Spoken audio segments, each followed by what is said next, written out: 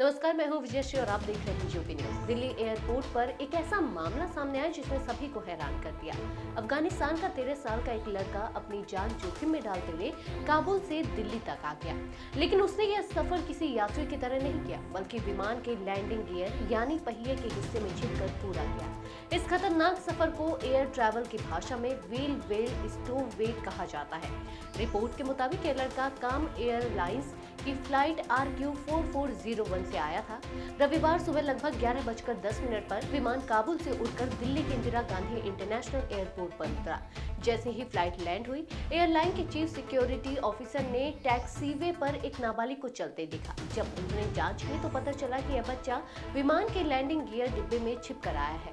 तुरंत ही एयरपोर्ट की सुरक्षा संचालन नियंत्रण केंद्र को सूचना दी गई और लड़के को हिरासत में ले लिया गया। एयरपोर्ट अधिकारियों ने बताया कि यह लड़का अफगानिस्तान के कुंदुज का रहने वाला है। उसे तुरंत CISF और अन्य सुरक्षा एजेंसियों के हवाले कर दिया गया। शुरुआती पूछताछ में लड़के ने बताया कि वह बिना पकड़े हवाई अड्डे और विमान के लैंडिंग गियर के अंदर घुसने में कामयाब रहा। उसने यह भी कहा कि उसका मकसद भारत पहुंचना था, इसलिए उसने यह खतरनाक कदम उठाया।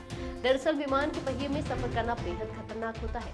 बड़ी ऊंचाई पर तापमान -डिग्री में चला जाता है और ऑक्सीजन की भी भारी कमी होती है। ज्यादातर मामलों में लोग ऐसे प्रयासों में अपनी जान गंवा देते हैं। कई बार यात्री हाइपोथर्मिया और ऑक्सीजन की कमी से बेहोश हो जाते हैं, लेकिन इस लड़के की किस्मत अच्छी रही कि वह जिंदा दिल्ली पहुंच गया। सुरक्षा अधिकारियों ने बच्चे का मेडिकल चेकअप भी कराया, हालांकि उसकी हालत स्थिर बताई गई।